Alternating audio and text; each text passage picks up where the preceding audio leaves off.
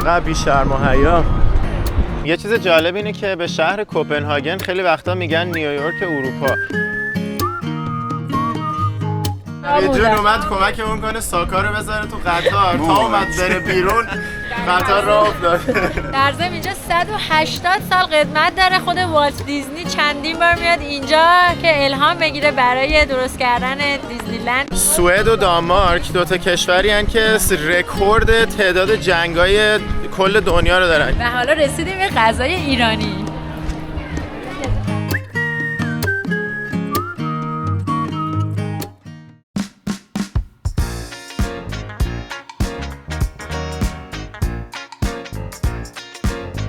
همین الان از این ایستگاه مترو که باهاش از فرودگاه اومدیم اینجا خارج شدیم و رسیدیم به شهر کوپنهاگن.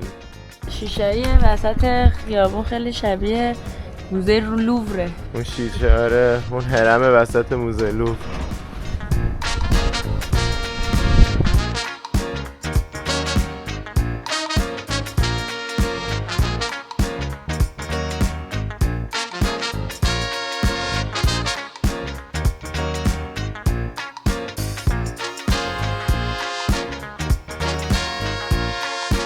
اینجا دیگه قراره مامان بابا هم دوباره بهمون بپیوندن. اگه ولاگای قبل رو دیده باشین، اونا با کروز تفریحاتی کشتی کروز اومدن یه سری از کشورها ببینن، ما یه سری دیگه از کشورها و تو چند تا از کشورها با هم قرار بودش هم سفر بشیم و اینم یکی از اون کشور است که به زودی مامان بابا هم توی این ولاگ می‌بینیم.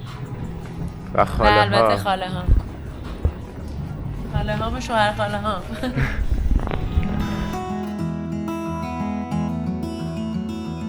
ما مستقیم پا شدیم اومدیم این قسمت شهر که دفتر گوگل توشه.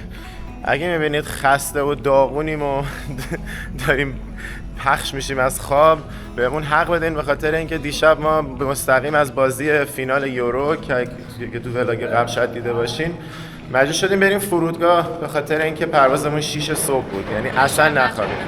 مجبور شدیم اول از همه بیام دفتر گوگل چون هتلمون نمیذاشت صبح به این زودی چکین کنیم و ما یه جا رو لازم داشتیم که چرت بزنیم. خدا این چیزای گوگل از ما نگیره.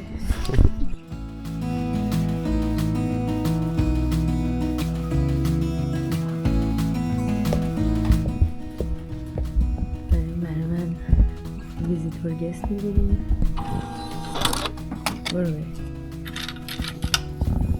بریم که اول باید بریم بخوابیم.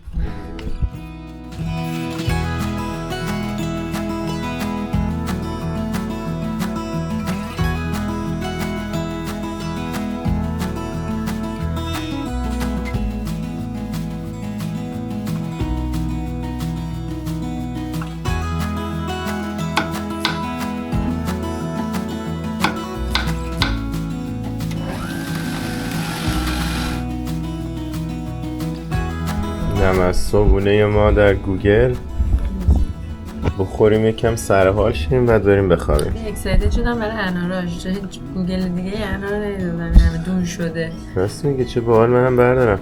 با هویجم که خود نیکا برامون گرفت قشنگ حالشو ببر. چقدر اتاقشون خوشگله.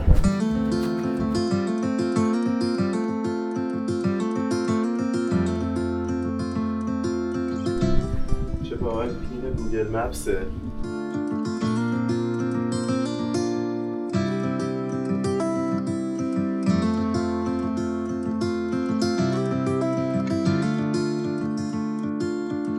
اینجا از نظر غذا تبدیل شد به یکی از گوگل‌های مورد علاقه من.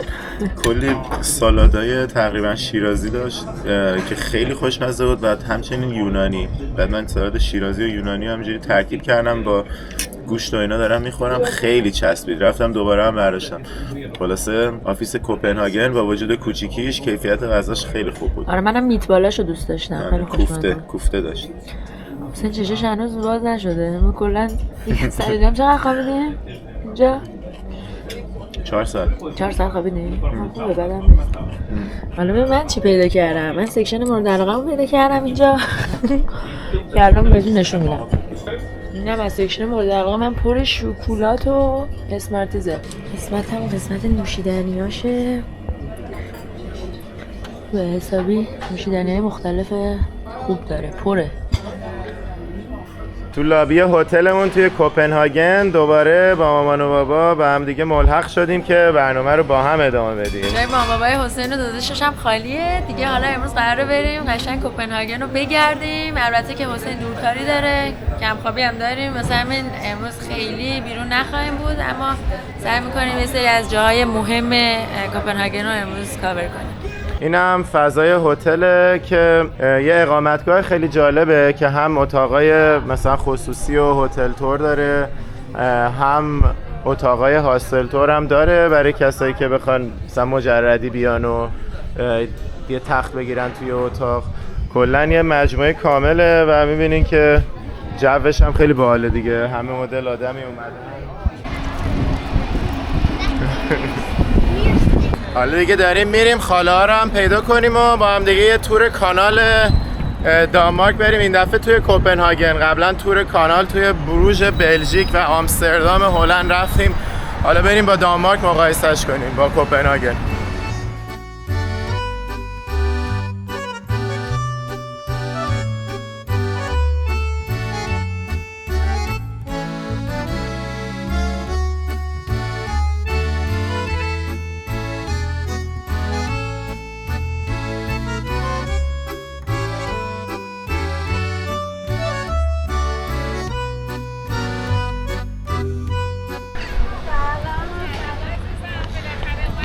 سلام. داشتیم گفتیم دیر چطوری؟ ما یعنی با عجله رسیدیم. سلام سلام. سلام. آخش شانس آوردیم ما. ما سواری مترو شدیم بیایم اینجا. مترو یه ایستگاه رفت، یه 5 دقیقه 10 دقیقه وایساد، همونو برگشت سر ایستگاه قبلی. رسیدیم به نقطه 0. گفتیم چه جوری آخه؟ شماها برید. خلاصه این شد که نزدیک بود بلیتمون از دست بدیم.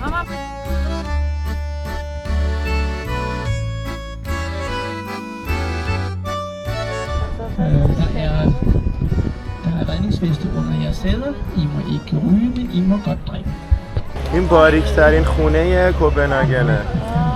فکر کنم یه خوی واحد یه خونه جداست.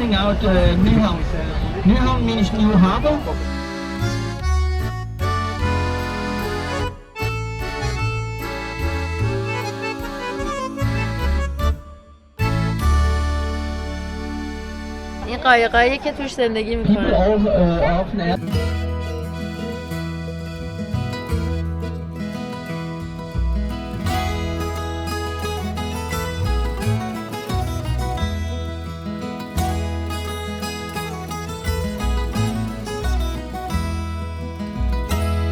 الان تو کانال‌های کوپنهاگن بودیم که دیدیم این کانال‌ها رو تو زمان قدیم ساخته بودن که کشتی‌های تاجرها راحت‌تر بتونن برسن به اصل بازار تجارت. حالا اومدیم توی تنگش. اینجا کارگاه تولید کاغذ بوده، مخصوصا کاغذ روزنامه، ولی الان که دیگه اخبار رو بیشتر از تو کامپیوتر میخونن دیگه مصرف‌های صنعتی و تفریحی دیگه‌ای داره. جلوش هم یه دونه استخر درست کردن.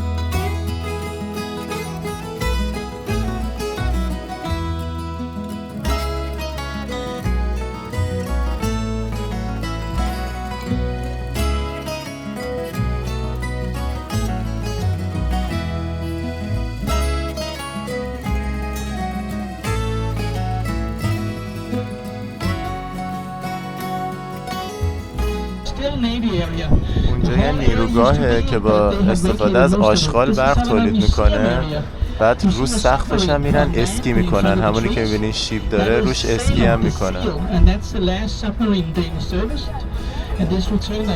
این قایق خانواده سلطنتیه که باهاش میرن گرینلند و فرو آیلند که مستعمره دانمارکن که سر بزنن به اون جزیره. اونجا یه منطقه دفاعی پشتش پر توپ و تانکه. بعد میگفت طبق رسم تو زمانه خاصی این توپا رو پرتاب میکردن و یه سری آدم ها رو مخشون میرفته. اونجا کشتی کروز خالینا و مامالیناست که دیگه امروز صبح تموم شد و دیگه توش اقامت ندارن، ولی هنوز اونجا پارکه. اینم مجسمه معروف پریدریایی کوپنهاگنه که در روزهای آینده میریم از نزدیک بهتون نشون میدیم.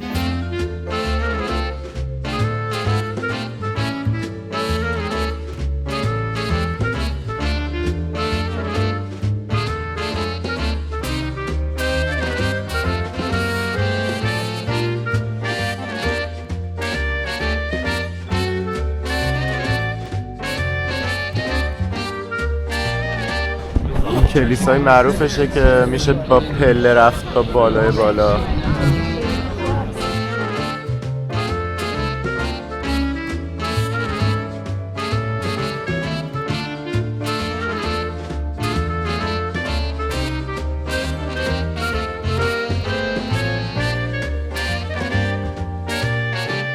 به این ساختمون میگن الماس سیاه به خاطر اینکه وقتی آفتاب خوب میزنه کل ساختمون میدرخشه و این ساختمون در واقع در امتداد کتابخونه سلطنتی ساخته شده و بخش مدرن اون کتابخونه است در واقع. میگن کشتی فانوسی، یه فانوس دریایی وسط کشتی. دیگه قبلا صدها از این کشتی‌های فانوسی داشتن که بتونن به کشتی‌ها کمک کنن تو تاریکی راشون پیدا کنن. یه قصره که گفت این برش سالمه اون برش سوخته. حالا اون برش هم میریم. یکی بهش میگن پل مرمری.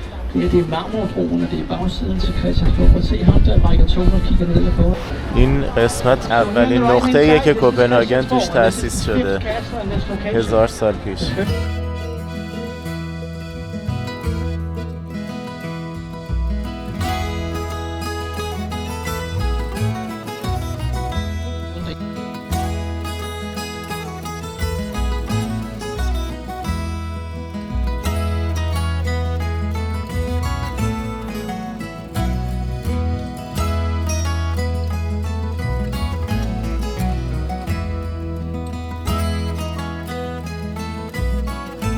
اینجا پرچم آیسلند، گرینلند و فرو آیلند رو میبینیم در کنار پرچم دانمارک. 3 تا جزیره بودن که مستعمره دانمارک بودن. البته الان دیگه آیسلند وابسته به دانمارک نیست، ولی اون 2 تای دیگه هنوز هستن و از اینجا میرفتن سمت اون جزیره ها.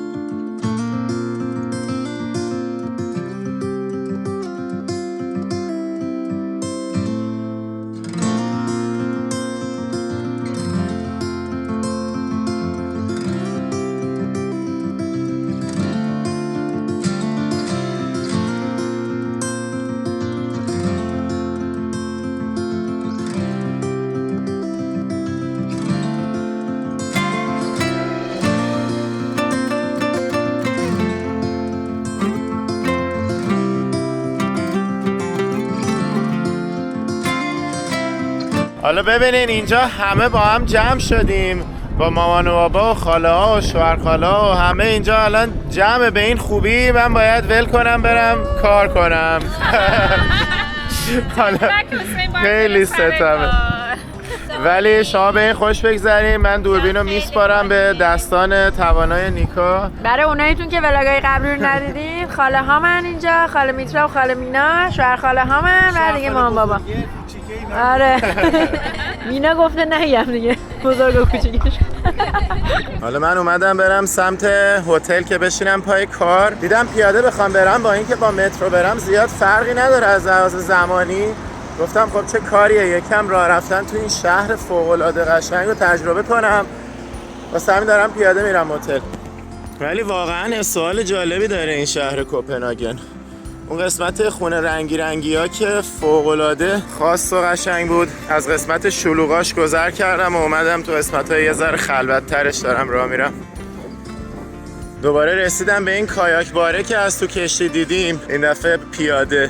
خیلی باحاله. اینجا نگاه کلی میز و صندلی روی این تختهای شناور دارن نشستن، دارن آبجوشونو میزنن و حالشو میبرن.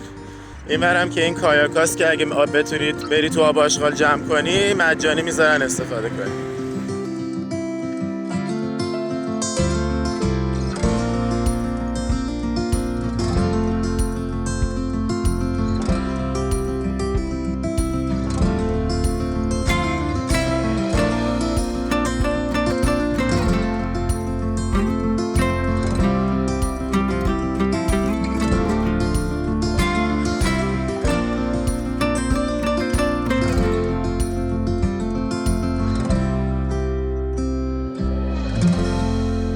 چه پل باحالیه، معماریشو نگاه کنین چقدر خفنه. بعد پاتوق دوچرخه سواریه، قشنگ دوچرخه بگیری بیای روی این پل رکاب بزنی و از وایب باحال این شهر لذت ببری.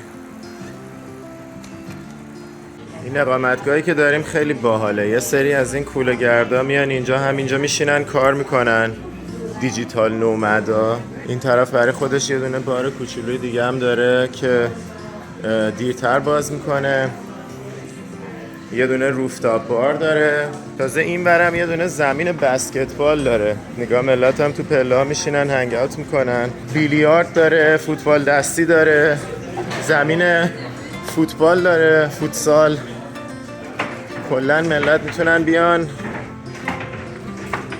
در کنار اقامتشون کلی برنامه‌های مفرح هم داشته باشن با بقیه. خیلی هم همدیگر نمیشناسن، اینجا آشنا میشن و با همدیگه ارتباط میگیرن. منم گفتم بیام بشینم اینجا کار کنم. اینجا رو به عنوان محل کار خودم انتخاب کردم امروز. اگه خیلی سر و صدا شد پا میشم میرم دفتر گوگل. بین کارم یه سرم پا شدم اومدم بالا که روفتاپ بار یا بار روی پشت بوم هتل رو ببینم چه خبره، برگردم سر کار.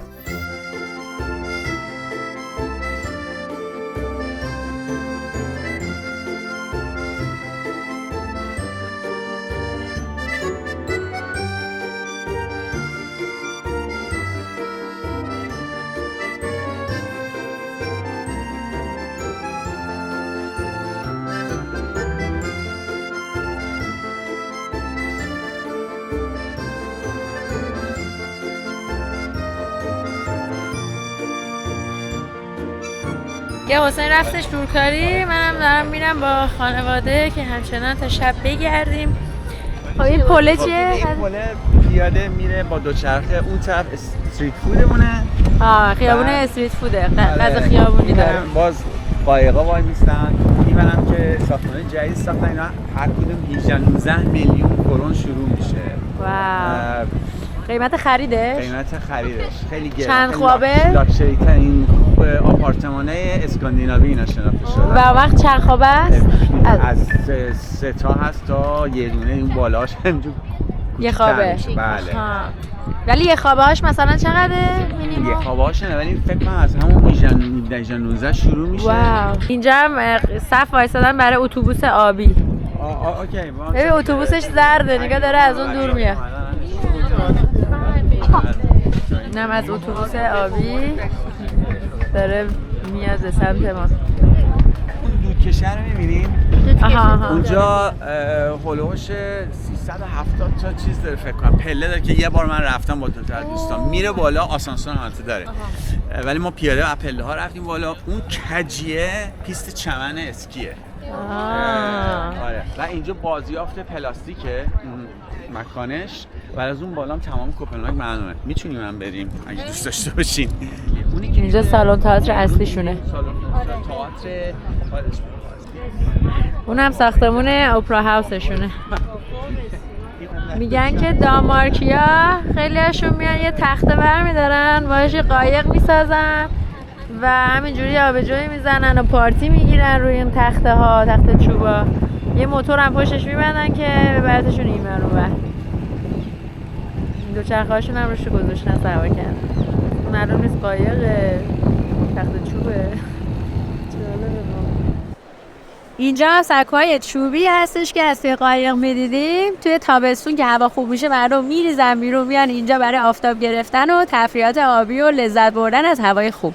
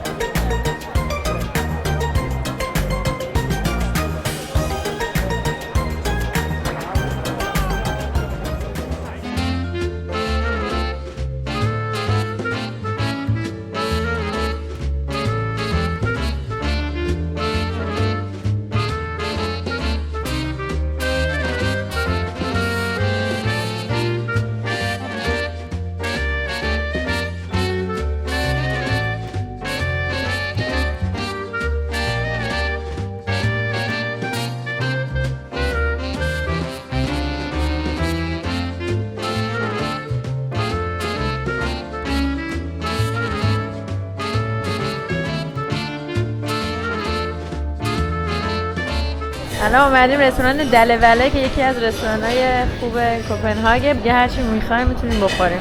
ولی قیمتش هر دفعه فرق می‌کنه. الان با 125 کرونه. اینجا واحد پولشون رو باید تقسیم بر 7 بکنیم. 125 کرون مثلا میشه حدوداً $20 نفری.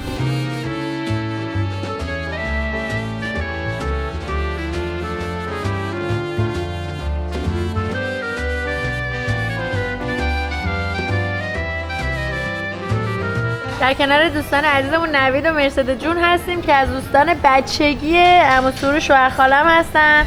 35 سال اینجا زندگی میکنن دیگه. جای همگی خالی. جای همگی هم خالی. قراره بعد غذا باشون صحبت بکنیم، کلی اطلاعات خوب راجع به اینجا بهمون بدن. خب حالا از نوید جون میخوام یه سری سوالات بپرسم که 35 سال اینجا زندگی کرده و راجع به کلا زندگی و هزینه ها توی دانمارک و کوپنهاگن و کلا ببینیم کدوم مناطق خوبن، از چه میدونم میانگین خرید خونه، اجاره خونه و تمام اینجور چیزا می‌خوایم باهاشون صحبت بکنیم. خب نوید جون مرسی که وقتتو در اختیار ما گذاشتی. ممنون. خب اول از همه بهمون بگو که کلا به نظر زندگی تو کوپنهاگن چه جوریه؟ مثلا دخل و خرجا به هم میخوره نمیخوره و کف حقوقا اینجا چقدر؟ مثلا یه کارگر ساده اینجا چقدر درآمد داره؟ اوریج خونه ها مثلا برای اجاره خونه یه خوابه مثلا چقدر؟ کدوم مناطق خوبه کدوم مناطق بده؟ اینجا البته حقوق بستگی داره به نوع کار اگه هر چقدر سخت‌تر باشه حقوق میشه. ممکنه اون کسی که داره کارگر داره زمین آسفالت می‌کنه نصف شب حقوقش یه دکتر اینجا بیشتره. هرچی کار فیزیکی سخت‌تر باشه حقوق بیشتره. بین 20 تا 30 هزار کارمند معمولی حقوقشه. خب مهندسین اونا که فنی هم بیشتر حقوقه، اونا تا 30,000 کرون میشه تا 60-70,000 کرون. این در ساله یا در ماهه؟ در ماهه. در ماه. بعد خلبانا اینجا خب خیلی حقوقشون بالاست، تا 100,000 کرون حقوقشون حتی قبل مالیات، بعد مالیات.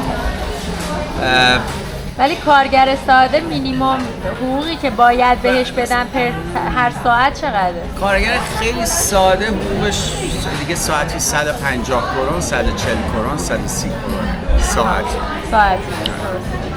بعد مثلا اجاره خونه چه جوری اومد؟ اجاره خونه بستگی چه محله باشه. اگه سازمان مسکن تو خصوصی باشه خب گرونتره. خونه‌ای که خصوصی اجاره میدن خیلی گرونه. اونایی که از طریق سازمان مسکن ثبت نام کرده باشین و تو لیست انتظار سالیان سال طول میشه. البته از $1,000 مثلا برای یه خونه 85 متری 90 متری شروع میشه تا حالا $2,000. این اگه دولتی باشه. اگه سازمان دولتی سازمان مسکن دولتی. اگه خصوصی باشه؟ اگه خصوصی باشه که تا $3,000 برای مثلا مینیمم نه، مینیممش از $2,200 شروع میشه مثلا برای یه خونه 80-90 متری. ولی خونه که مثلا 130-140 متر باشه تا قشنگ $3,000 کرایه خونه است. اینجا دولت باز به کسایی که درآمدشون کم باشه کمک هزینه اجاره میکنه، کمک بچه هم میکنن. حقوق بیکاری هست ولی خب الان شرایط خیلی سخت شده نسبت به مثلا 30 سال پیش دانمارک خیلی بهتر بود. جریمه‌های ماشین خیلی سنگینه. یه پارک میکنید یه جا تا $200 جریمه پارک هست، از $100 هست تا $200. جریمه سرعت تا $1,000. ولی اگه قرار بود یه جای دیگه موو کنی کجا بود؟ آمریکا رو خب خیلی دوست دارم. ایتالیا رو خیلی دوست دارم. کشور مورد علاقه. ولی خب مشکل اینجاست که توی بعضی کشورها یا مثلا ایتالیا، اسپانیا آدم موو کنه چون جمعیت ایرانی کمه ممکنه آدم دپرشن بگیره، افسردگی میگیره. من یکی از دوستان رفت اسپانیا 3 سال رفت خونه خرید، استخر، خونه ویلایی همه چی امکانات، ولی بعد از 3 سال زنش افسرده شد دوباره برگشت دانمارک. یعنی از آب و هوا اینجا فرار کرد ولی بعد فهمید که اونجا تنها ایرانی نیست و برای اینجا ایرانی خیلیه؟ اینجا ایرانی بالاخره هست. تو این کشور ایرانی زیاده، شما دوست پیدا می‌کنی، آشنا پیدا می‌کنی، معاشرت می‌کنی.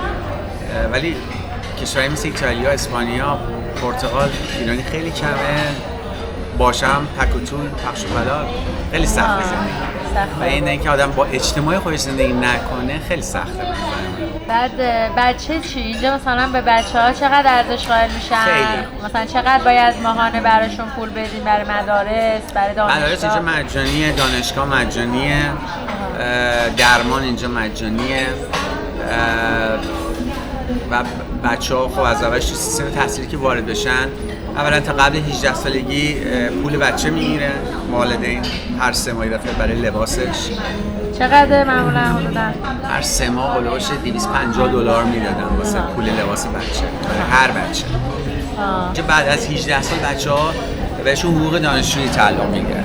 اینجا زبان خیلی سخته. انگلیسی توی مثلا کوپنهاگ همه انگلیسی حرف میزنن. مثلا اگه بخوایم توی سیستم کاری وارد بشیم ما زبان اینا رو بلد بشیم خیلی هم سخته. مرسی. ممنون. دستتون در قربان شما.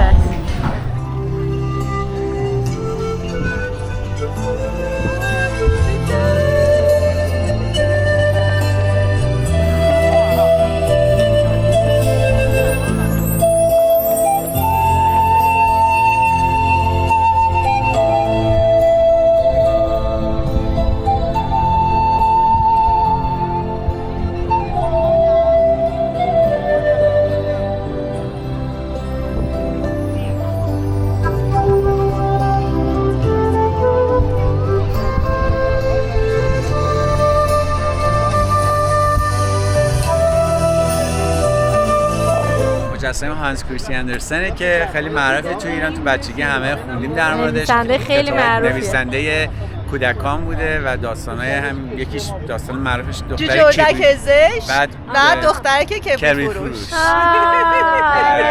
کتابش هم دستشه. چقدر عالی. خونش هم توی اودنسه بوده. آره خونش هم اودنسه. الان هم خونش موزه شده. دختره که کبریت فروش از مال همین کشوره. همین آقاست. کتابش هم دستشه. پری دریایی هم همینطور. آره کتاب پری دریایی هم ایشون نوشته. این هم همون کتابیه که داشته می نوشته یکیش. اینجا رو ببینین، اینجا هر دوچرخه‌ای که رد میشه آمارش رو میندازه یه دونه اضافه میشه. خب این دلیلش چیه؟ این داره به قول معروف سرشماری میکنه. امروز 5804 تا الان رد شده، در سال 1,493,000. الان این رد میشه داره میندازه. رفتش. الان میاد. الان میشه 6. الان میشه 6. در واقع تشویق میکنه مردم رو برای دوچرخه سواری. نشون میده که خب چند نفر از دوچرخه استفاده کردن برای محیط زیست، آلودگی هوا. و اون پایینیش چیه؟ پایینیش در ساله. 1,493,847 نفر تا حالا تو امسال رد شدن. واو خیلی عالی.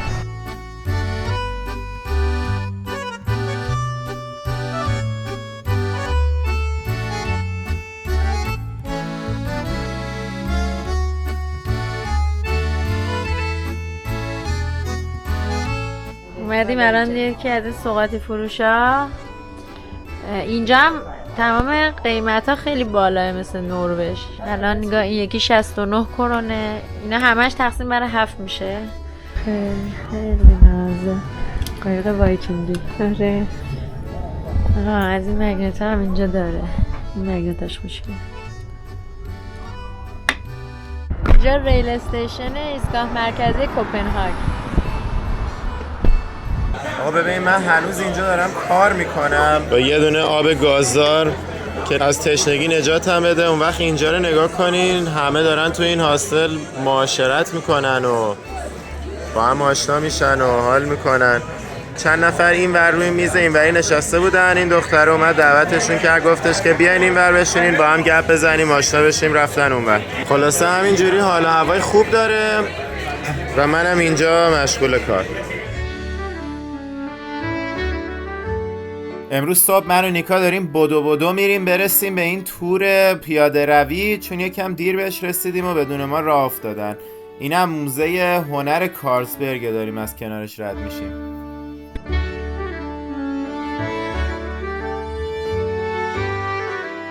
بالاخره زیر این مجسمه گروه این تور پیاده روی رو پیدا کردیم. بابا رو هم پیدا کردیم و بابا و مامان باشون بودن. حالا ادامه میدیم. اینم مجسمه بیشپ ابسلونه بیشپ در واقع یعنی راهب ارشد و توی اوایل قرن 13 این آقا بیشپ ابسلون تقریبا با اون که شاه نبوده ولی آچار فرانسه شاه بوده، هم رئیس کلیسا بوده، هم مشاور جنگی بوده، هم مثلا یه جورایی بهش میگن مؤسس شهر کوپنهاگن، چون که به مشاوره این ابسلون یه دونه قلعه اینجا میسازن که جلوی حمله یه گروه دیگر رو بگیرن و اصلا از اونجا کوپنهاگن میگن شروع شده. مشاور شاه بوده تو همه چی. خلاصه خیلی شخصیت مهمیه توی تاریخ دانمارک. اسمش هم ابسلانه بر وزن ارسلان.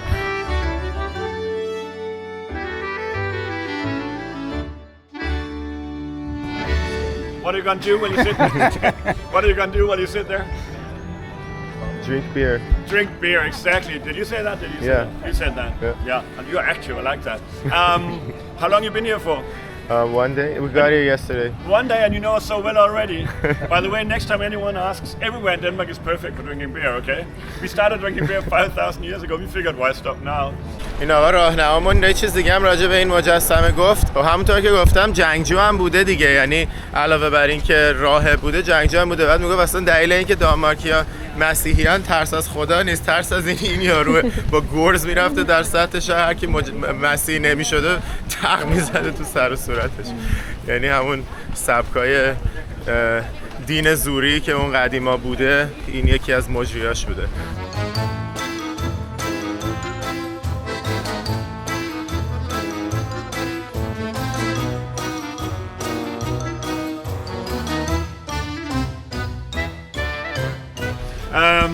This church is a Protestant church, not a Catholic one. این کلیسایی که تو قسمت قبلی تور دیدیم اسمش نیکولای، تو قرن 13 ساخته شده بوده. اولش سال 1807 انگلیسی‌ها با اینجا یه جنگ داشتن، کلیسا رو بمب زدن، یه قسمت‌های زیادیش خراب شد. اوایل قرن 20 که بازسازیش کردن به عنوان موزه هنر بازسازیش کردن. دلیلش هم این بود که دیگه نخواستن دوباره یه کلیسا اضافه کنن به شهر. میگفتش دیگه اینجا زمینه مذهبی دانمارک خیلی کم شده بوده تا اون موقع و کلا توی دانمارک اصلا پرکتیس کردن مذهب چیز عادی نیست. حتی یک شنبه اصلا نمیبینی کسی بره کلیسا و اینا. میگفتش که حتی اگه بعضی جاها اگه مذهبی باشی یه ذره میگن مخش تاب داره. Right there is in fact the most fancy hotel in town. You can have a suite there for 3,000 euros per night. I do it all the time. That's also where all your celebrities stay when they're in town. Recently we had Metallica and Obama staying there at the same time. I don't know if they were jamming in the lobby. Also, a little while ago I walked past outside and I heard people screaming. And I'm like, oh no, not another Copenhagen fire. But I learned it was just because Justin Bieber was in town. Now I was hoping for another Copenhagen fire. با کلاس ترین هتل کل دانمارکه. اوباما و متالیکا و جاستین بیبر اومدن توش موندن اخیراً. این میدون اسمش هست میدون شاه جدید. البته الان دیگه جدید نیست، 200 سالشه. اسم شاهش هم کریستیان پنجم بوده. این مجسمه رو خودش برای خودش درست کرده. به خاطر همین میگن خودشیفته است. خیلی هم میگن شاه وحشی بوده. در ضمن این هتل سفیدی هم که اینجا میبینین گرونترین هتل این شهر هستش و قدیما حتی شاه و ملکه فرح هم اینجا اقامت داشتن.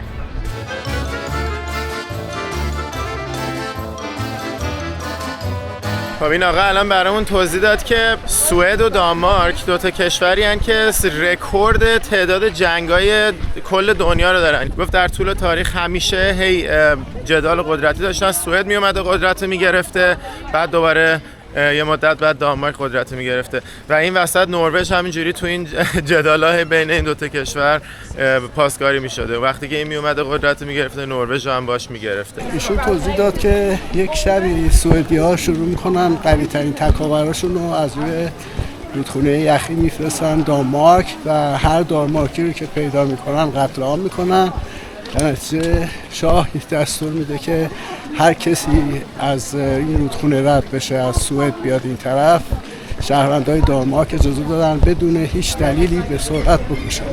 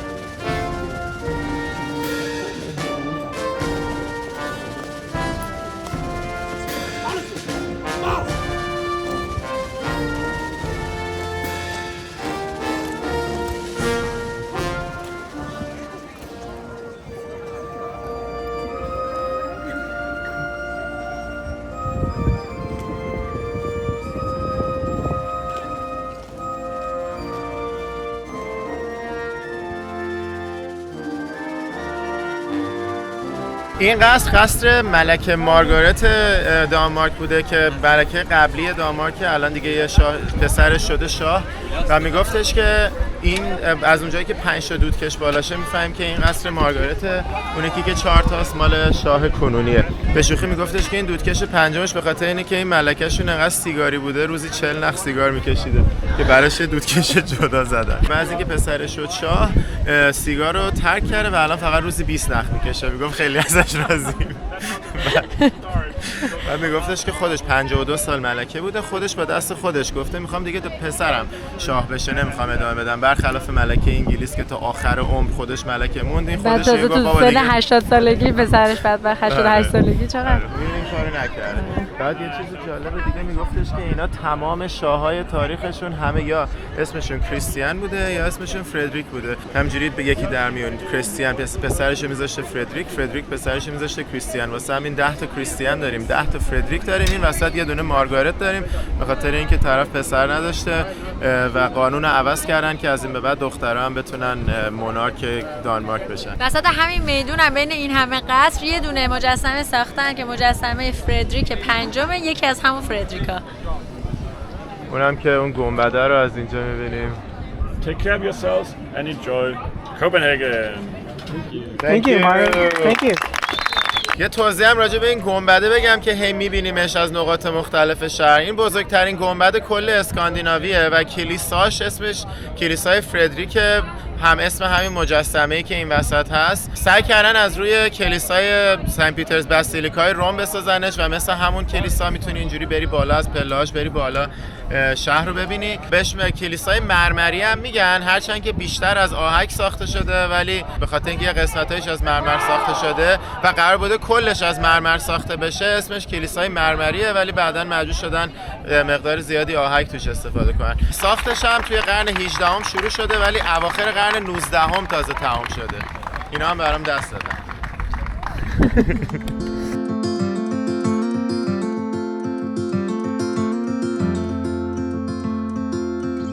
حالا همینطور که زیر این بارون کوپنهاگن داریم قدم میزنیم، یه توضیح مختصر راجع به تاریخش هم بدم. تاریخ دانمارک تو نروژ که بودیم راجع بهش صحبت کردیم، چون که کل این اسکاندیناوی خب اول یه گروهی بودن جرمنیک، در واقع نژادشون و زبونشون شبیه آلمانه، ریشش با آلمان یکیه، که حالا اومده بودن از همون 2000 سال پیش اینا این طرفا سکونت گرفته بودن.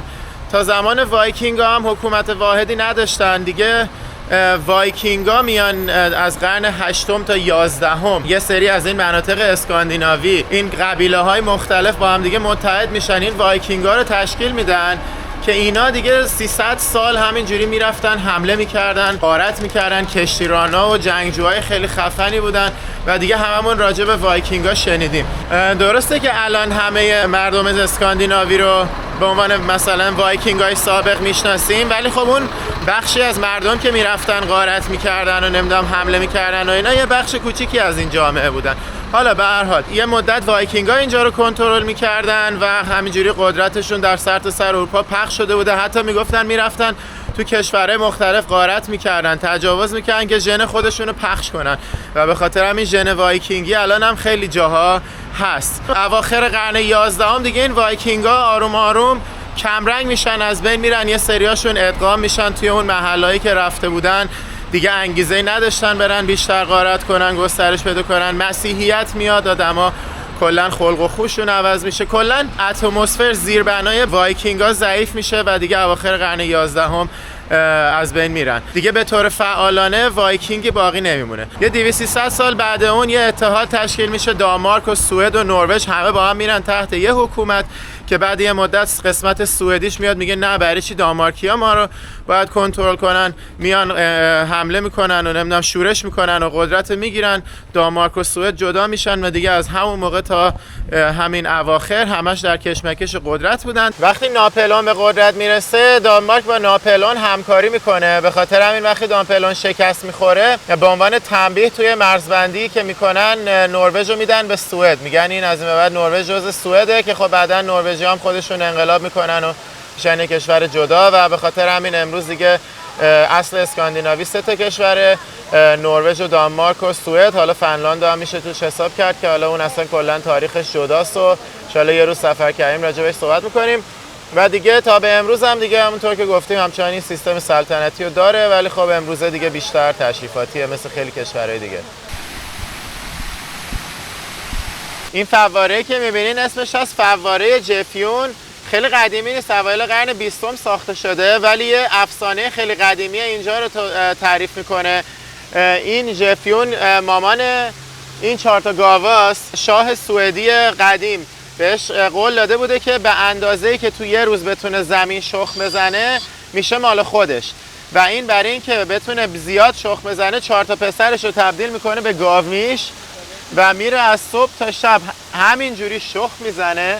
انقدر مساحت بزرگی شخم میزنه که کل یه جزیره رو مال خودش میکنه که به اون جزیره میگن جزیره زیلند. و اصلا اسم نیوزیلند یعنی زیلند جدید هم از این جزیره اومده. یعنی زیلند قدیم مثلا همون جزیره‌ایه که این خانم شخم زده و مال خودش کرده یه زمانی.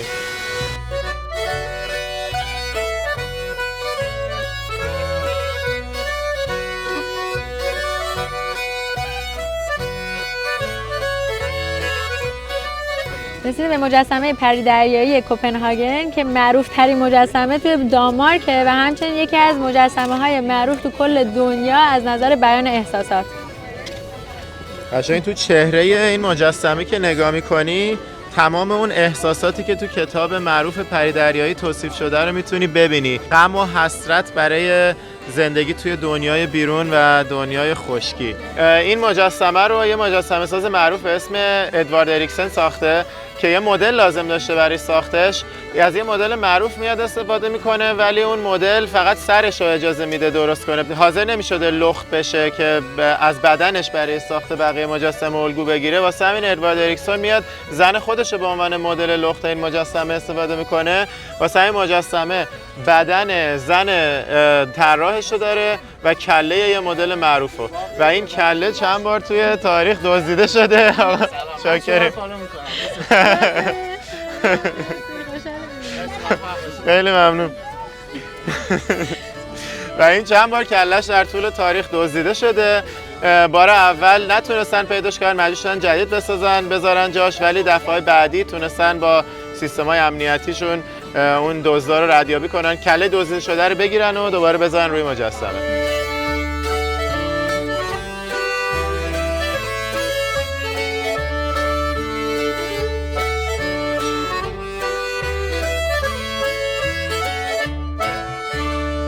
این قصری هم که میبینین بخشی از سیتادل یا قلعه کوپنهاگنه که قبلا دور تا دور این شهر رو قلعه سازی کرده بودن و این قصر یکی از پابرجاترین و خوب مونده ترین قصرهای اروپا به حساب میاد. تو قرن 17 ساخته شده، یعنی سال 1600 خورده میلادی، ولی خیلی تر و تمیز سر و پاه. اینم الان طبعا کسی توش زندگی نمیکنه، ولی یه سری از آثار باستانی مهم توش نگهداری میشه. این یکی ساختمون چقدر عجیبه، اومده از همه‌شون کلی بلندتر ساخته، بعد و ادامه‌ش هم رفته رو کله این یکی ساختمون. خیلی عجیبه ساختارش.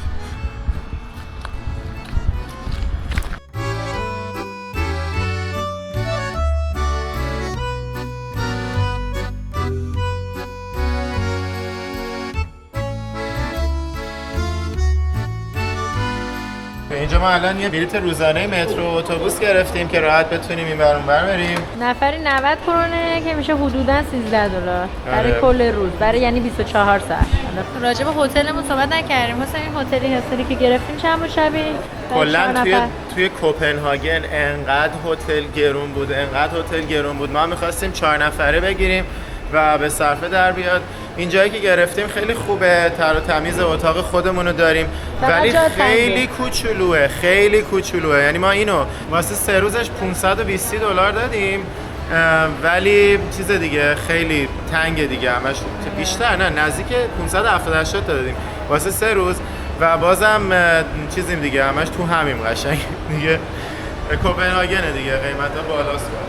دوباره با مترو رسیدیم به همین نقطه شهر که قبلا ازش رد شدیم. این دفعه میریم سمت یه برجی که از بالاش بتونیم کل شهر رو ببینیم. بهش میگن The Round Tower، برج گرد.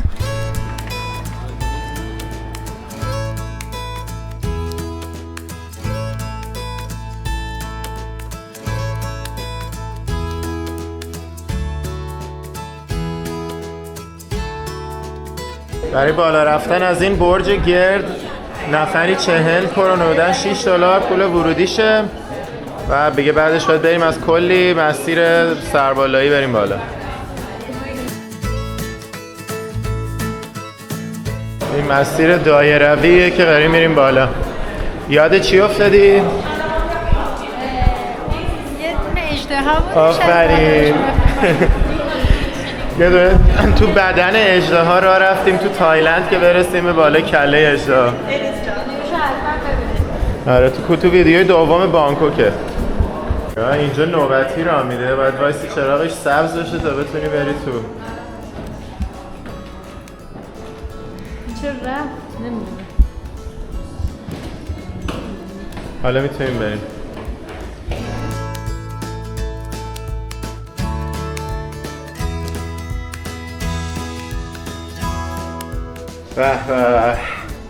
به رسیدیم به منظره شهر کوپنهاگن از پشت میله‌های زندان. جمع بقاله کوچولو گذاشتن. خدایش میله‌ها چیه؟ باید قشنگ میله‌ها رو تا زانو میذاشتن کافی بود دیگه. بافت شهری کوپنهاگن رو از اینجا میتونیم ببینیم.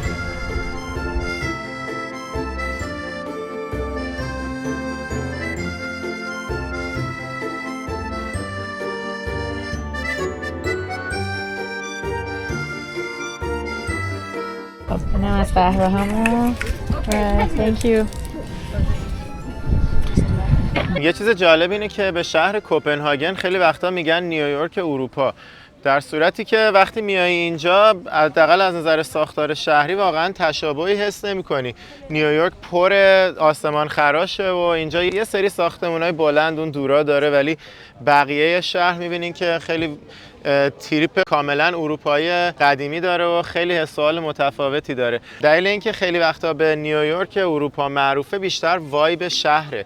مثل نیویورک خیلی جاهای خوبی برای قدم زدن داره، کلی شلوغ پلوغه، میری همینجوری آدما دارن راه میرن، دایورسیتی داره یعنی تنوع نژاد و رنگ و همینجوری میری آدما به زبونهای مختلف دارن حرف میزنن و همچنین کسایی که حتی تو این شهر زندگی میکنن خیلی دایورسن، از همه جای دنیا اومدن اینجا کار میکنن، زندگی میکنن. ایرانی خیلی زیاد میبینی اینجا. خیلی برام جالب بود که مثلا دیروز تو خیابون راه میرفتم همینجوری تند زبون فارسی میشنیدم و مثل اینکه خیلی ایرانی مثلا اخیراً به اینجا مهاجرت کرده. یه نکته دیگه هم اینه که هاب فایننسیه، مثل نیویورک خب هاب فایننسی آمریکاست و همچنین به عنوان پایتخت فاینانشال یا مالی دنیا به حساب میاد. کوپنهاگن هم به نوبه خودش خیلی از این لحاظ فعاله، در واقع پایتخت مالی یه بخش وسیعی از اروپا به حساب میاد و فعالیت‌های فایننسی و مالی اینجا خیلی زیاد انجام میشه. خلاصه این اشتراک‌ها رو با نیویورک داره، ولی دیگه می‌بینین که ساختار شهری، بافت شهری خیلی متفاوته. زیر گنبد هم یه تلسکوپ خیلی بزرگ گذاشتن، احتمالاً هر چند وقت بار میتونه باز میشه و اینجا رصد میکنه.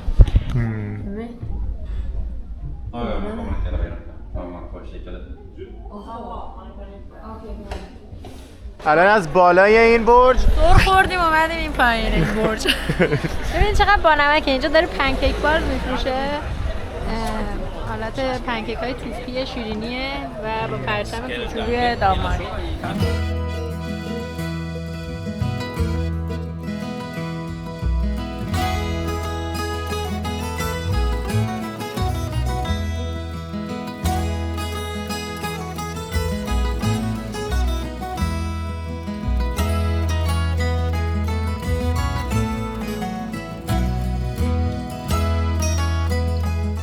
چقدر بی شرم و حیا.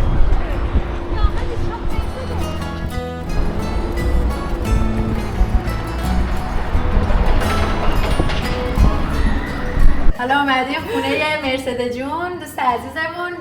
امروز لطف کردن ما رو دعوت کردن. مرسی. یه سری اطلاعات خیلی خوبی هم بهمون دادن که اگه لطف کنید اینجا برای دوستان بگیم که خیلی خوب میشه. اینجا تقریبا میشه گفتش که پایتخت دوچرخه‌های اروپاست. شهر پایتخت دوچرخه است. دومی شهر، اولیش آمستردامه و دومیش کوپنهاگه. سرما و گرما و برف و بارون و آفتاب هم فرقی نمی‌کنه براشون. چند درصدشون دوچرخه سوار میشن؟ بین 75 تا 80% مردم اینجا دوچرخه سوارن. حالا دلیلش چیه؟ خب علاوه بر اینکه خیلی سالم زندگی میکنن، غذاهای خیلی سالم میخورن، به خصوص نسل جوونشون خیلی دوست دارن که فعالیت داشته باشن، خودشون میگن موشن داشته باشیم، ولی خب در زیر این لایه‌های دلیل اصلی دیگه ای هم وجود داره و اونم خب گرونی بیش از اندازه بنزین، بیمه، پیدا کردن جای پارک. خب توی شهر خیلی خیلی سخته، هزینه پرداخت پارکینگ توی شهر خیلی سنگینه. به همین دلیل بیشتر ترجیح میدن که اکثرا از دوچرخه استفاده کنن. حتی خانواده هاشون از دوچرخه‌ای استفاده میکنن که جلوش حالت خودشون میگن وان داره که بچه رو حتی اونجا میشونن. حتی خانم خانواده و آقایون معمولا خب پا میزنن، خانوادگی هم از دوچرخه استفاده میکنن و دوچرخه سواری رو تقریبا میتونم بگم از زمانی که بچه دیگه بتونه پا بزنه یاد میدن بهش. حتما باید نکات ایمنی رو رعایت بکنه، حتما باید کلاه داشته باشه.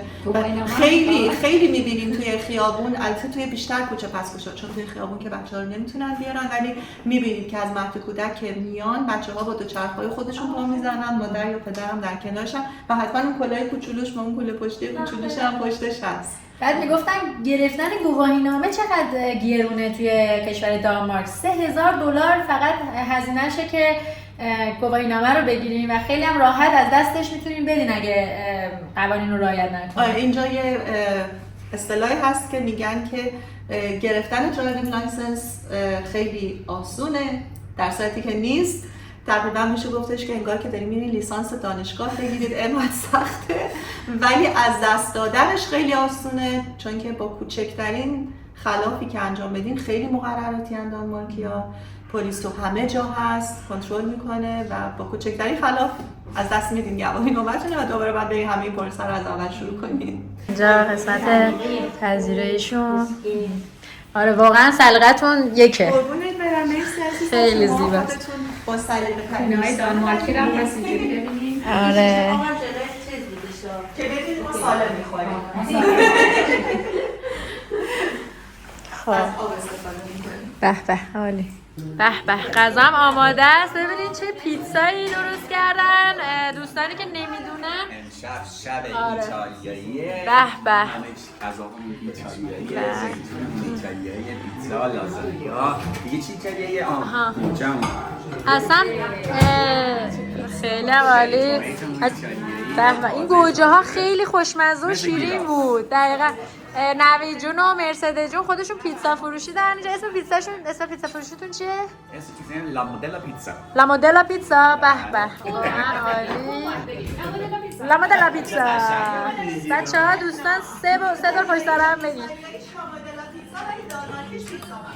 چی؟ پیتزا من. پیتزا من؟ آها پیتزا من. It's a pizza man. بگو چی بگو؟ It's a pizza man. دست شما هم در نکنه. بچه ها حتما اومدین پیتزا منه دانمارک رو میتونید بیان کوپنهاگن رو امتحان کنید. یه غذا رو خوردیم و راه افتادیم و همراه با خانواده و مرسده جون و نوی جون داریم میریم سمت یکی از قسمت‌های قشنگ شهر کوپنهاگن. این مسیری که داریم میرسیم به زیباترین ساحل کوپنهاگ که اسمش ساحل بلاووه و به منطقه کلمپنبورگ معروفه. منطقه کلمپنبورگ در واقع گرونترین منطقه کوپنهاگ، به خونه های خیلی زیبا و ویلایی رو به دریاش خیلی معروفه. تا مرکز شهر حدود نیم ساعت راهه اگه خلوت باشه.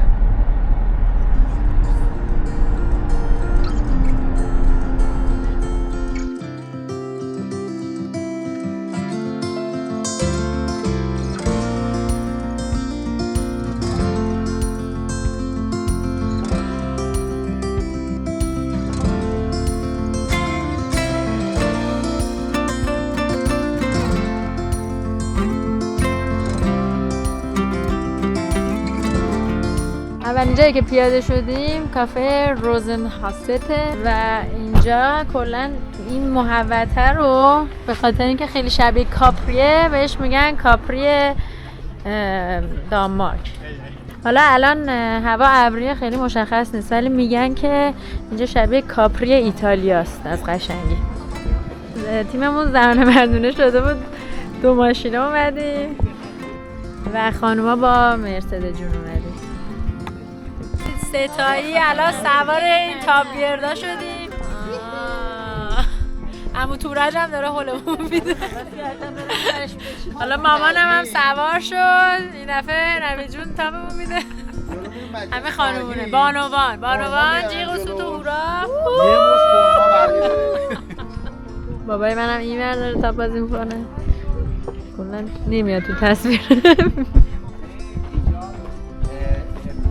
اسکله قایقای خصوصی وبک. اینجا ساحل وبک. اونم که سوئده.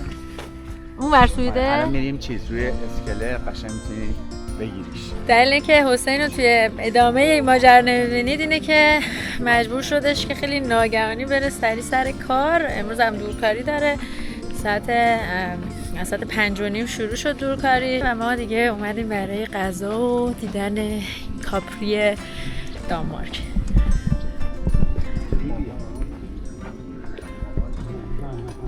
چه پرچمایی اینجا وصله؟ ببین یکیش پرچم اجرناست، اون یکیش پرچم اونجورا و این یکیش هم ریبی.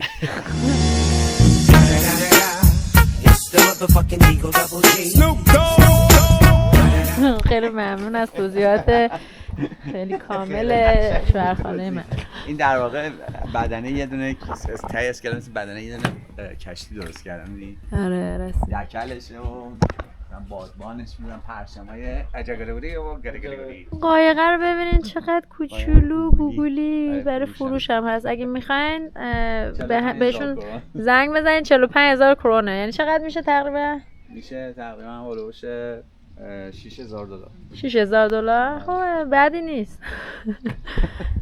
خب ببینید اینجا هم یه دونه سیستم گذاشتن که با سولار کار میکنه، با نور خورشید و نشون میده که چقدر آب این دریاچه یا خلیج سیفه برای شنا کردن، از نظر اینکه سمی نباشه یا حالا هیچ مشکل سبز اوکیه. آره مشکلی نداشته باشه میتونین توش، یعنی مردم میتونن توش شنا کنن. اگه سبز باشه اوکیه، اگه قرمز باشه دیگه نباید شنا بکنن به خاطر آلودگی آبی.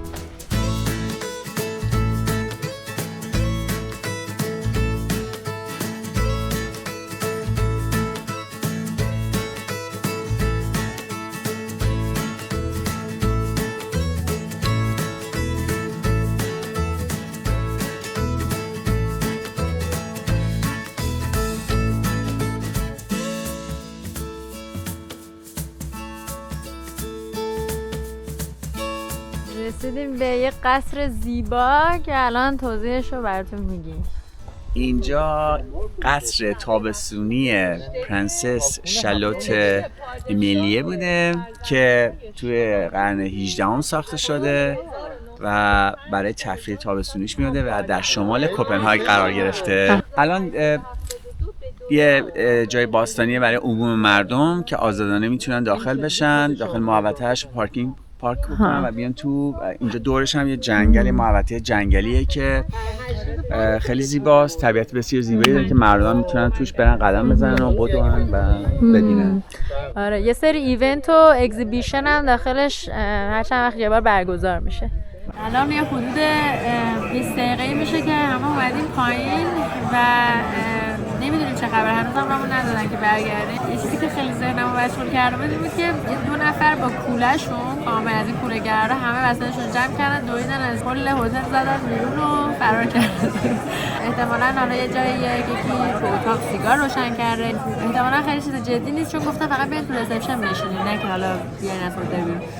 اما داشتم فکر می‌کردم واقعاً اگه قرار بودش که حالا خدای نکرده یه اتفاق بدتری افتاده بود، مثلا آتیش گرفته بود هتل یا هر چی، من چه چیزایی رو میتونستم تو زمان کوتاه جمع کنم؟ فقط یه کاپشن برداشتم، یه یه شلوار پام کردم، تو شلوارک گفتم اتانا سرم میشه و با همون دم پایین چون اومدن ما رو به جوری اومدن نبیرم بیرون همین با دم پایین اومدن بیرون. توی کامنت بنویسید اگه شما توی همچین موقعی بیافتین چی با خودتون میبرید. من فقط گوشیمون رو برداشتیم، لپتاپا رو زدیم زیر بغل، بقیه بستر همه تو اتاق. آقا نگاه کن، نه به اونا که فرار کردن رفتن، نه به اینا که سریع اومدن پایین آبجو رو راه انداختن و شروع کردن به بازی کردن. آخر مشخص شد که فالس آلارم بوده، یه عذرخواهی کردن و گفتن حالا برگردین تو اتاقتون. ولی خیلی جالبه، دو نفر اونجوری، دو نفر اینجوری دارن ورق بازی میکنن این وسط. آره آبجو میزنن. به نظرم ما هم بریم بپیوندیم بهشون، مثل که آدمای خیلی اهل دلی هن. آره خیلی یه ریلکس ترین آدم رو توی کل دنیا.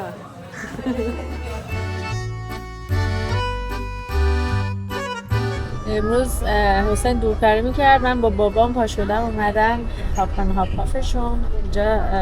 خالمینا و مام بابام و اینا کلیت هاپان هاپاف گرفتن از این اتوبوسایی که سایت سینگه، در واقع شهر رو بهتون نشون میده، جاهای معروف شهر رو میتونید سوارش بشین و ببینید.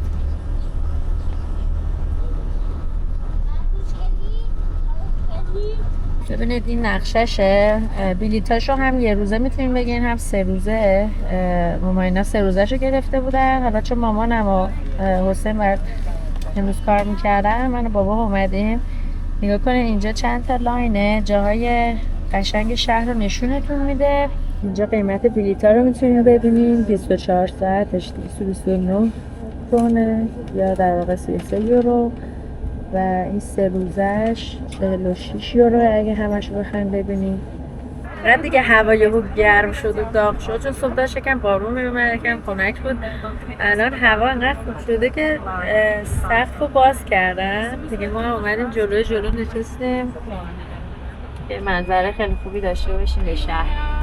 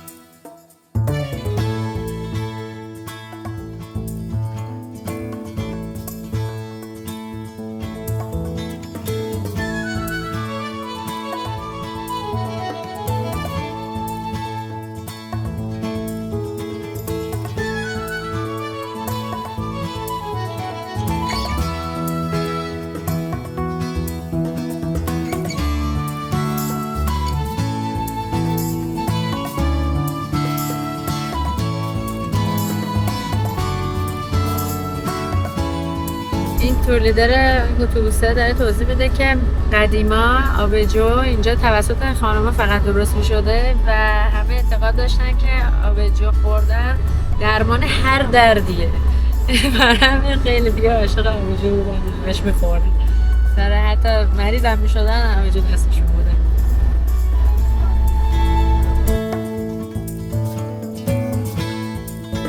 اینجا همونطور که نشونتون دارم تو نقشه 3 تا لاین داره، بنفش و قرمز و سبز.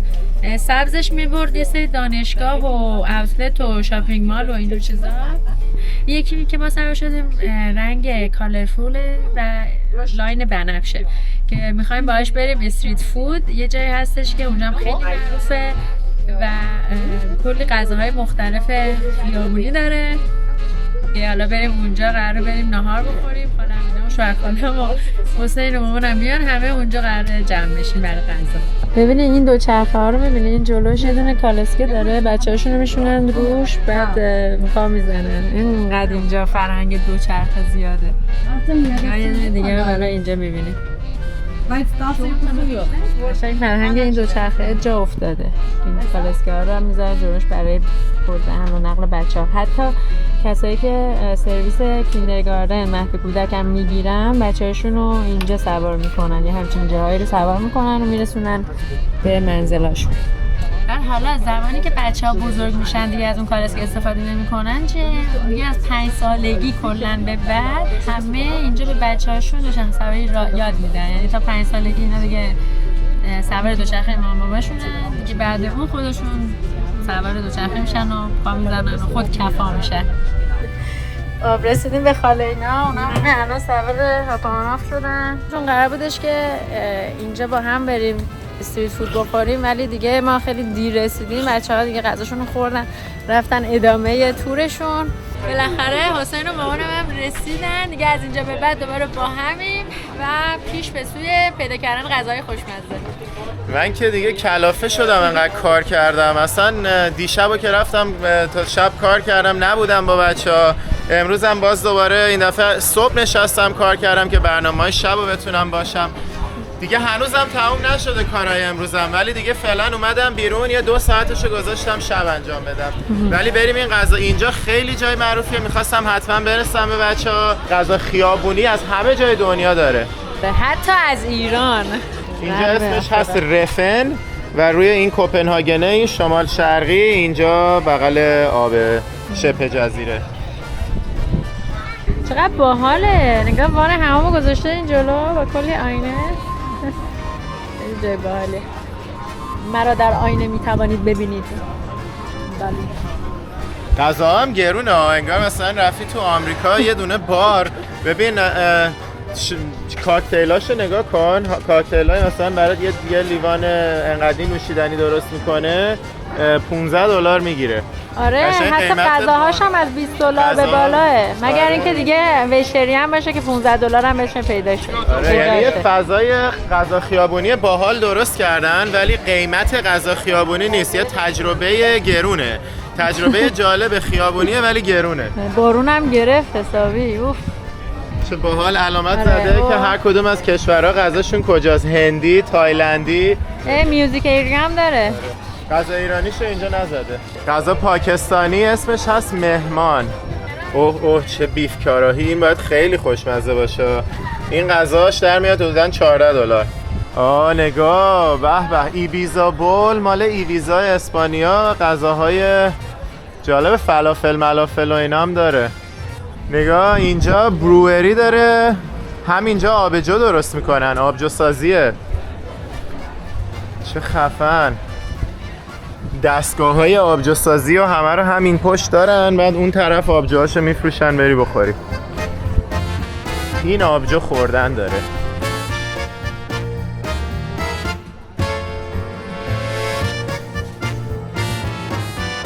Hello, which ones do you make here? The IPA, Vice, and the Lager. Oh, okay, cool. I have the IPA.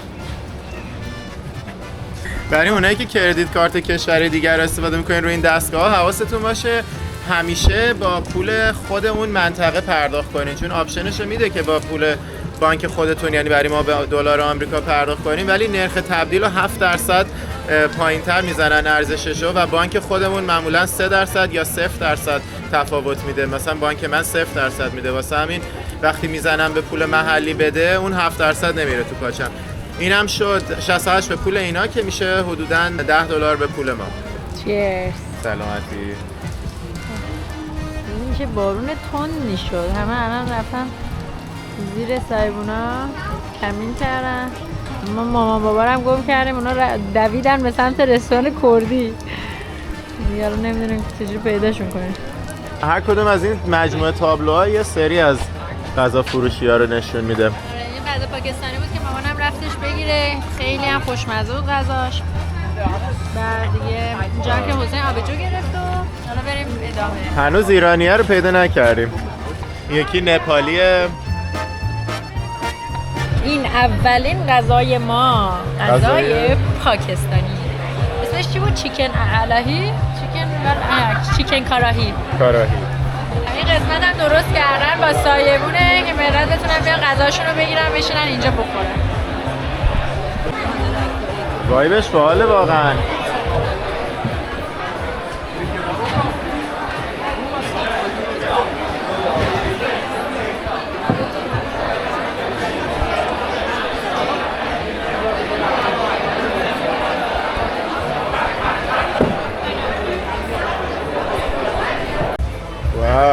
گوشتا چقدر جذابه، قیافش حداقل خیلی جذابه.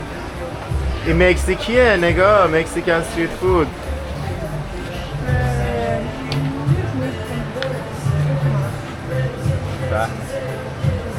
من که هوس مکزیک و غذا مکزیکم. Hola, ¿cómo están? No, estaba hablando con mi cámara. و حالا رسیدیم به غذای ایرانی. چه بامزه است. سلام. غذاش قرمه سبزی و قیمه و شله زرد داره. منوش هم خیلی خوشگله. تازه یه سماورم گذاشتن اینجا. رسید. آخه خیلی باحال این فرشا اینا. سلام. خوب هستین؟ سلام. یه سمپل از قرمه سبزیش گرفتیم ببینیم چه مزه‌ایه. خیلی ممنون. توش شق کرده توشه. نش جالبه. حالا قیمه.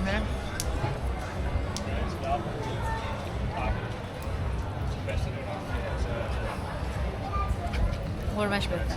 من این لباسا اینجوری انداختم رو کوله پشتیم که خیس نشه. یه قرمه سبزی معلوم بشن. چند وقت اینجا؟ چند وقت اینجا این این بیزینس؟ خیابون کلا فقط هوا گرم بازه. یعنی این خیابون کلا تو مارس یا همچین چیزی باز شد، بعد تا سپتامبر، بعد دیگه این خیابون بس تعطیل میشه چون انقدر برف و چیز میشه دیگه. اینجا هم کنار آب برسن به درد نمیخوره. اصل این غذا فروشی توی خیابون اصلیه، اینجا نیست اصلا. اون الان چندین ساله که هست، ولی خب اولین سالی که اومده تو این خیابونم شعبه داره. بعد حتی اینجا الان کوکو غذای مثلا ایرانی داره و صاحب اینجا یه اسمش برگر هم هست که قسمت داخل برگر کالیفرنیایی فکر می‌کنم. اسمش برگر. پس ایرانیه؟ بله، مال هنره؟ صاحبشون مال همین صاحب همین اسمش کوکوه. برگر. اون رستوران اصلیتون هم ایرانیان استریت فوده یا اسم دیگه نه اون هم باز یه واگونه، اونم هنوز رستوران نیست. اسمش همینه پس؟ آره که تو کوکو، خیابون اسمش اصلیه. کوکوه، بالا نوشته. نوربرود. خیلی ممنون. به چقدر جذابه. ما معمولا تو سفر نمیریم غذا ایرانی بخوریم چون دوست داریم غذاهای محلی اونجا رو امتحان کنیم، ولی قسمت غذا خیابونی کوپنهاگن غذا ایرانی خوردن خیلی حس جالبی بود برامون. مثلا این اومدیم گرفتیم دیگه این دفعه. اینم از ماسخیار و پیاز و قرمه سبزی ما. غذای دوم حالا می‌خوایم بریم سراغ غذای آرژانتینی که خیلی تعریفش رو شنیدیم. حالا رسیدیم به غذای آرژانتینی. پپیتو.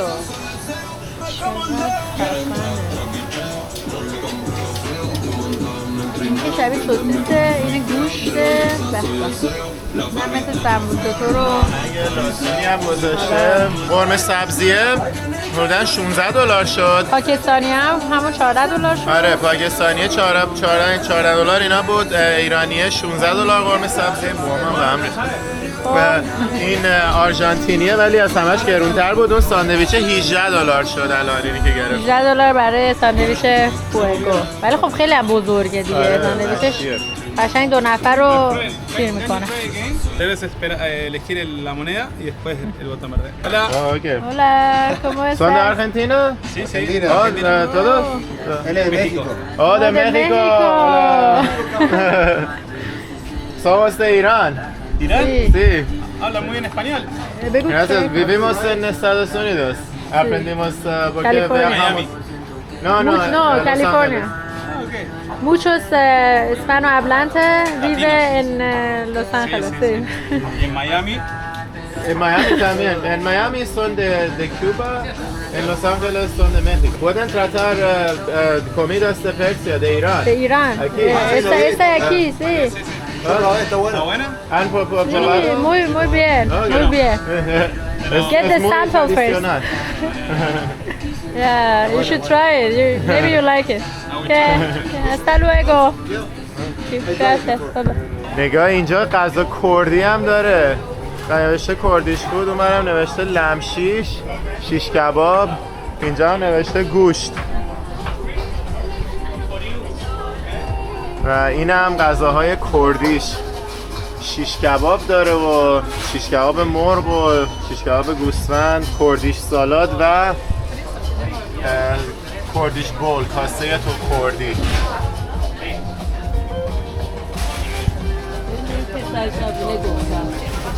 این غذا تایلندیشه. حالا این ور یه چیز باحال داره. غذای یونانی بعد ساختمونشو با تم سنتورینی درست کردن، آبی و سفید. ولاگ سنتورینیمونو اگه ندیدین حتما ببینین، یکی از باحال‌ترین جزیره‌هاییه که تا حالا بهش سفر کردیم. کلاً این خونه‌ها و محلهاش تم آبی و سفید داشت و اینجا اومده این تمشو اینجا یه ماکتی ازش درست کرده واسه غذا یونانیش. این فرایز هم خیلی جالب بود. پارمیجان فرایز هم با پنیر پارمیجان هم کلی ادویه‌های خوشمزه و سبزیجات خوش‌طعم داره. یه سالن غذاخوری بزرگ دیگه هم اینجا کنار این استریت فوده داره که اینجا بعضی وقتا میان موزیک و اینا هم میذارن. با مزه است واقعا. اونجا هم محل دیجیه.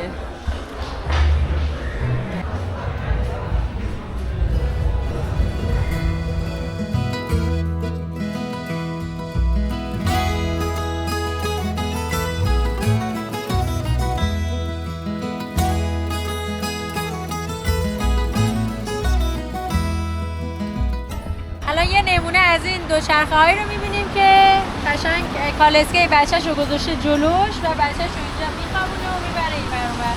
حالا میتونه متفاوت باشه، یه سری سگاشون رو میذارن، یه سری وسایل خونه و اینجور چیزا رو میبرن. اینجا الان یه دوچرخه نمونه میبینید، اینا هم یه سری دوچرخه های دیگه است، بچه‌شون رو میذارن توش. رسیدیم به ورودی تیوالی. اینجا قیمت ها رو نوشته، قیمت های مختلف. ورودی 170 تاست، نفری 170 کرونه که ما 3 تاشو گرفتیم، 3 تاش شدش 510 کرون. اینجا یه پارک خیلی زنده و باحاله که یه حالت شهرهای قدیمی، معماری قدیم دانمارکی رو از یه طرف اینجا بازسازی کردن، از طرف دیگه شهر بازیه و هم حس قدیمی و نوستالژیک به آدم میده، هم خیلی فانه، هم خیلی آدم زیاده، پر انرژیه. یکی از همون مدل جاهاییه که ما همیشه تو هر کشوری میریم اگه باشه دوست داریم ببینیم، مثل گلوبال ویلج دبی، مثل ریاض سیزن توی عربستان و همون ماجیک سیتی که تو ازبکستان رفتیم و همچنین مشابهش رو تو سمرقند رفتیم. اینجور جاها واقعا حس باحالی به آدم میده. حالا بریم مال کوپنهاگن رو ببینیم. همینجوری که داریم توی این شهر بازی قدم میزنیم تو تیوالی، یه چیز جالبی هم که باید راجع به اینجا بدونید اینه که اینجا دومین قدیمی ترین شهر بازی کل دنیاست. انقدر که قدیمیه. در ضمن اینجا 180 سال قدمت داره. خود والت دیزنی چندین بار میاد اینجا که الهام بگیره برای درست کردن دیزنیلند که خیلی هم میشناسیم، دیزنی ورلد. تمام این دیزنی ها الهام گرفته از همین پارکی هست که الان توش هستیم. دست چیز علایالدینه، اینم خدا علایالدین.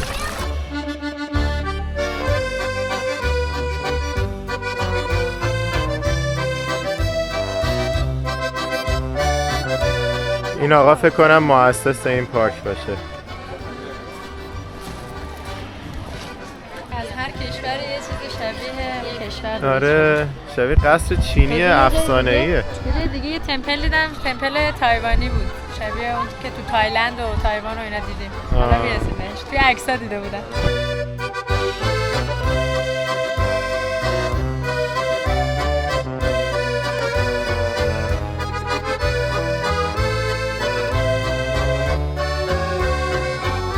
حالا رو به این منظره یه رستوران، یه کافی شاپ در واقع به نام کیکنهاگن. اینجا شیرینی و کیک و قهوه و چای و نوشیدنی مختلف سرو میکنن. گفتیم بیاییم بشینیم اینجا یه خستگی در کنیم. این چقدر شکلات و شیرینی داره، برند تیولی. بالاخره با بقیه جمع هم پیوستیم، همدیگه رو پیدا کردیم بعد از نصف روز. آره دیگه حالا من که دوباره باید یه نیم ساعت دیگه برم سر کار، یه نیم ساعت باهاشون وقت دارم دوره هم باشیم، دوباره باید برم.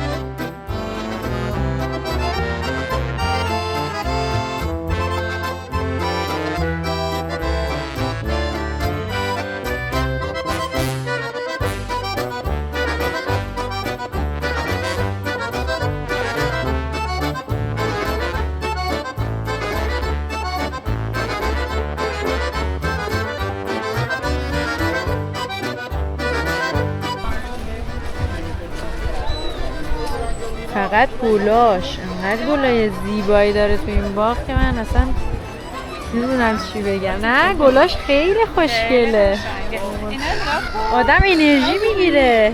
خیلی از نظر رنگ هم از نظر ترکیبش بسیار یونیکه. آره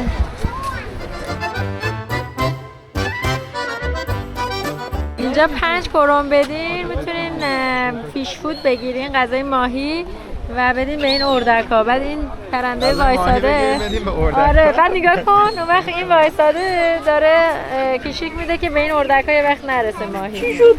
ببین نه آخه غذا برای اردک نیست، اینجا پر ماهیه، نگاه کن برای ماهیاست غذا. آها غذای ماهیه، آها راست میگی غذای ماهیه برای ماهیه، ولی اردک‌ها بس دارن میخورن. خب دیگه خب حسین الان یه دونه میگیره غذا ماهی. ببین این پرنده چجوری چارچنگولی حواسش به حسینه. ببین میگه این مسابقه است، اگه تونستی غذای ماهی رو به دست ماهی برسون قبل از اینکه تو راه دزدیده بشه. راست میگه خدایی. نگاه ماهی نشد. به نظر چند تاشو میتونم به ماهی ها برسونم؟ نمیدونم ولی نگاه این اونو ماهی خورد، اردکه رو بده، ببین اردکه بده. نگاه کن چه میخوام به این کفتر رو بدم، نگاه کاکل بسارم. این اردکه وای خدا. انگشت من هم داشت میخورد اردک مظلوم.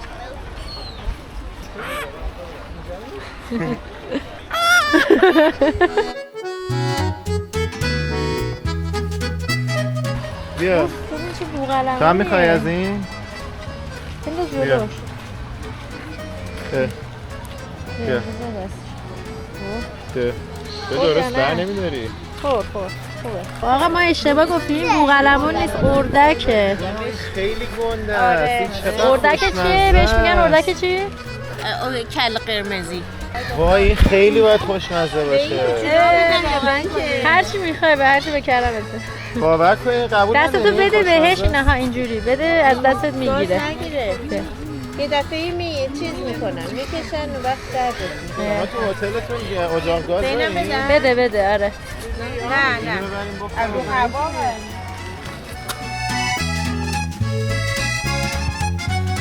بریم این داخل رو ببینیم.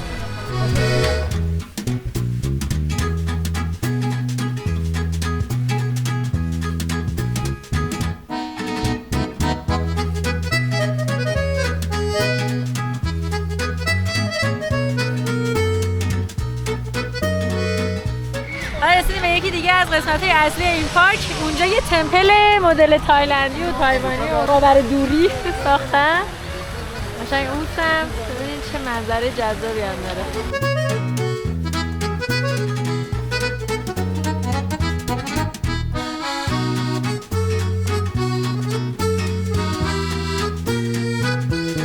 داره. این قسمتش خاورمیانه توره، یه رستوران خاورمیانه‌ای با طرح‌های سنتی. اینور از این بازی قایقی ها داره، شبیه ماشین بازی های بچگی بود میزدن به هم، اینو با قایق میزدن. هلو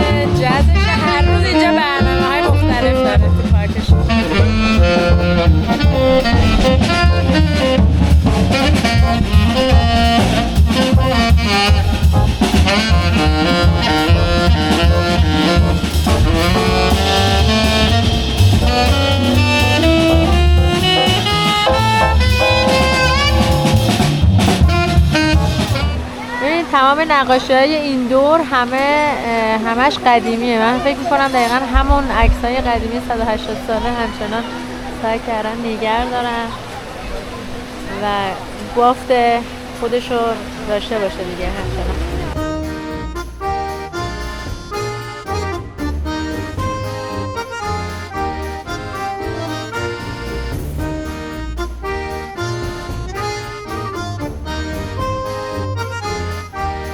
اینم محل کار امروز منه. تا چند دقیقه دیگه اینجا برای تیممون ارائه دارم. اینجا نشستم دارم کار میکنم و اینم میدون اصلی شهر کوپنهاگن. اینجا برنامه است، همه نشستن؟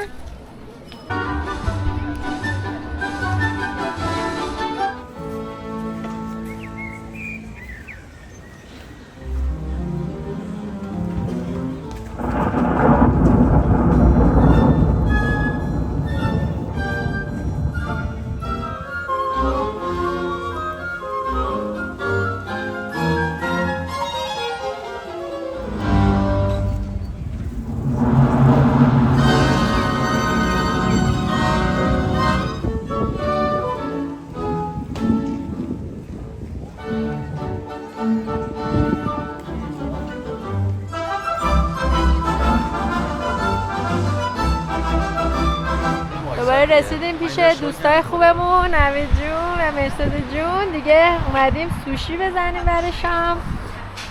اینجا یه سوشی فروشی خیلی خوشمزه است، خیلی تعریفش رو شنیدیم و بوفه هم هستش، آل یو کن ایته، هر چقدر بخوایم میتونیم بخوایم.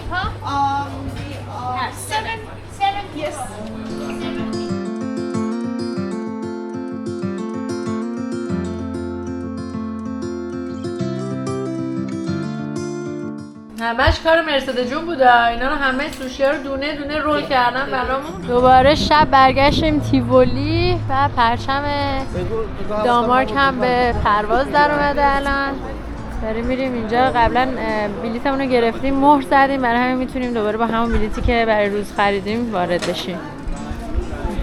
به نگاه کنید توی تاریکی چقدر این پارک زیبا میشه و تمام چراغونی‌های پارک کلی به اینجا روح قشنگی میده. بالاخره دوباره به همدیگه رسیدیم. من کارم رو تمام کردم، اومدم اینجا زندگی شب کوپنهاگن رو اول از این پارک ببینیم، بعدم بریم ببینیم جای دیگه هم میرسیم ببینیم یا نه. خیلی شبای زنده‌ای داره اینجا. بچه‌ها چطورین؟ خوش گذشت؟ عالی، خیلی خوش میگذره. عالی در کنار شما دوستان عزیز. همونجور که ایشون گفت. خیلی خوشمزه بود نه؟ جای شما خالی. جای همگی خالیه. جای ایرونی‌ها خالیه. کوپنهاگن سوشی خوردیم، سوشی. حالا میریم ژاپن سوسیس می‌خوریم بابا. کلی هم ریزش داشتیم ها. نگاه الان 5 نفرمون فقط موندیم. بقیه ریزش داشتن، همه رفتن استراحت کنن.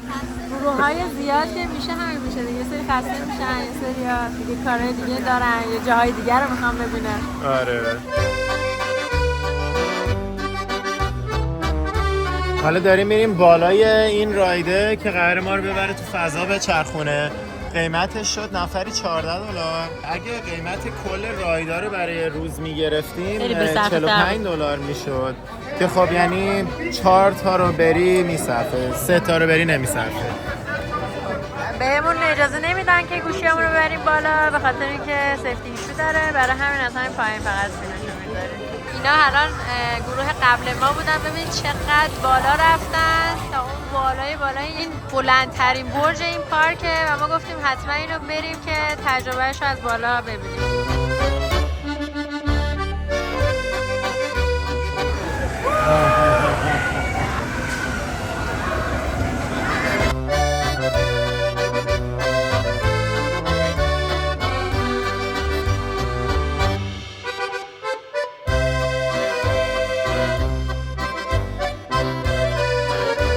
اینم از معبد زیبا در شب. اینم از آخرین قسمت این پارک.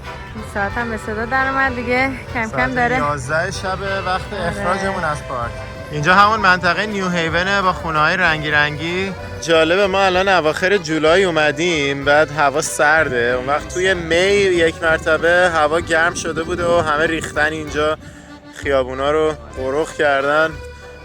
کلاً غیر قابل پیش بینیه دیگه. تو دانمارک باشی باید منتظر باشی، منتظر فرصت که یهو هوا گرم شه بیای بیرون. شاید هم تو کل سفرت هوا گرم نشه. شب تعطیلی هم الان نیست.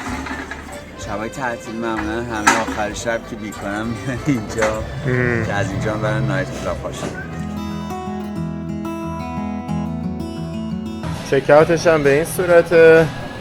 میایم کارتای اتاق رو میندازیم این تو دیگه.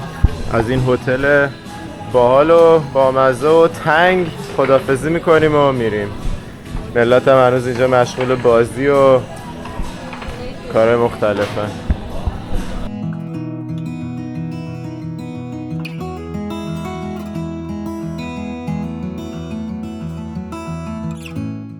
نگاه کن چه صفی بسید واقعا.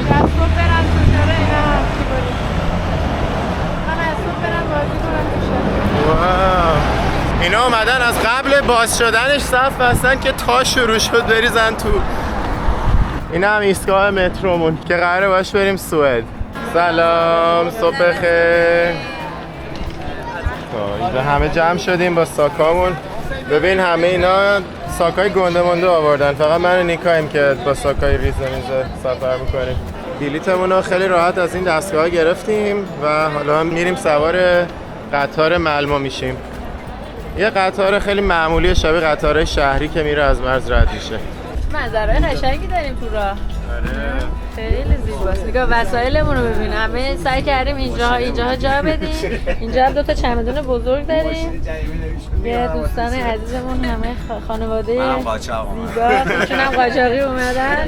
یه جون اومد کمکمون کنه ساکا رو بذاره تو قطار تا اومد بره بیرون قطار راه افتاد. آره. خب حالا قبل از اینکه ما برسیم به کشور بعدی نظرتون راجع به دانمارک چی بود؟ عالی بود. عالی. از کدوم قسمتش دوست داشتید؟ از نظر فرهنگی و اون ساختمان‌های زیبایی که داشت، مجسمه‌هایی که داشت خیلی متفاوت بود از بقیه اون آثار هنری کشورهای دیگه اروپایی. نوید جون توی سشن قبلی اومد بعد گیر کرد، بعد حالا تا رسیدیم توقف کردیم اومدش بیرون، بعد تازه ماشینش هم اونجا پارک کرده. بنده خدا باید بره قبل از اینکه جریمه بگیره. حالا 50 دقیقه تو راهیم تا برسیم به شهر مالمو در کشور سوئد. آره دیگه این ولاگو همینجا تموم میکنیم. اگه سابسکرایب نکردی هنوز سابسکرایب کن که سوئد هم خیلی دیدنیه.